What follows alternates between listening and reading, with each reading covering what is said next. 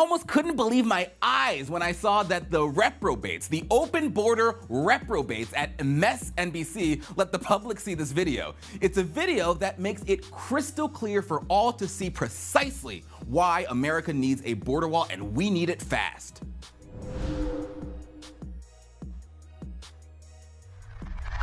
Jacob Soboroff, who is a correspondent for MSNBC, did a video report on Trump's new prototype border walls. Right now, the president has got 8 different border wall prototypes being constructed and displayed near the southern border. And they're all sorts of different colors and different designs and different materials. And the final product will probably be a mix of these after they test it for things like breachability and how easy it is for illegals to hop it or dig under it. Now, some of the designs, as you can see, have narrow holes at the bottom. So, you know, if there's a pack of illegals coming in toward the border, they won't be able to get through, but you can see them before they get here and tell them to scram. Other wall prototypes, however, are completely solid. But these ones, of course, they make the environmentalist very upset, you see. Oh, because it would prevent important wildlife from coming in. I'm not kidding. And they say that's a very big problem for the animals, especially the dwindling population of federally protected ocelots from crossing. Yes, ocelots, who are so very cute. Look at the little ocelot. But it's dumb to sacrifice our border security for the ocelots. I'm just saying. All right, so MSNBC went out there to mock the whole idea of building a wall, trying to prove that we don't need one. The border is just fine, and in the process, their cameras catch a bunch of illegals hopping the fence, undermining their whole point. Watch. What happened? The people are crossing. Almost on cue, a group of asylum seekers, migrants not from Mexico, jumped over the existing fence to turn themselves in to border agents on horseback. It's like a small group of 3 people just jumped over in the middle of the day. Girl there with a pink backpack. Can you explain to me what's going on?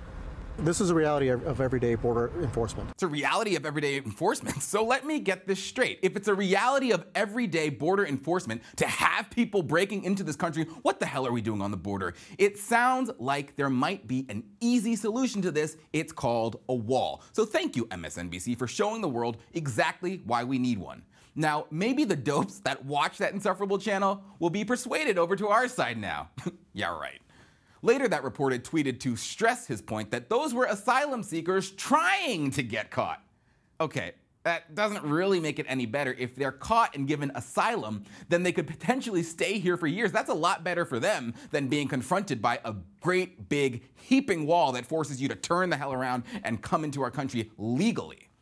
During the Obama administration, there were so many of these people trying to get caught and get asylum that the system got overwhelmed. So the Obama administration told Border Patrol agents, don't bother, and would just let them go. A wall would put an end to all of that. Just look at Israel. The wall works in Israel. In 2012, Israel had a population of 7.9 million people. 60,000 of them were illegal aliens, which would be the equivalent to only 2 million illegal immigrants here in America. Don't forget, we've got a whopping 11.3 million illegals living here. And at the time, Israel was rife with terror attacks. Netanyahu said, no, this is no good. These illegals are destroying our country. So he promised a border fence. In the meantime, they arrested the illegal aliens by sending them out of the country. We, on the other hand, bring them into the country and then give them driver's licenses. Then the border fence Netanyahu promised got built and illegal immigration went down.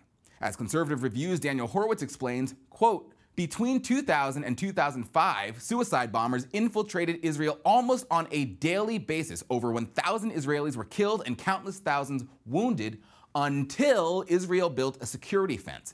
After construction of the fence, suicide attacks perpetrated by Arab terrorists declined well over 90%. Just think about that, 90%.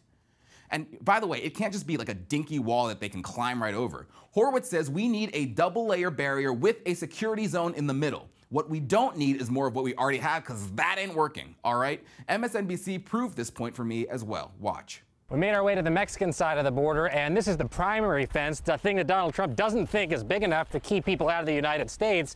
And this is the spot where earlier we saw those folks jump over the wall and into the U.S. I mean, look at him. He's putting his hand over the wall. He could have literally stepped over the wall. He could shake someone's hand over there if he wanted. He could even hand them drugs. And that's another big problem people aren't talking about, is the drugs crossing the border. The ease with which this reporter goes over to the Mexican side and back with no hassle is exactly what is wrong with our immigration system. And let's not forget, the whole reason the left supports illegal immigration is because they believe it will transform the country into a globalist paradise, and the illegal immigrants they welcome in with no compunction whatsoever, even though they broke the law to get in, will vote more Democrats into office. We don't need that. But make no mistake, that's why they want them here, and that's why we don't want them here.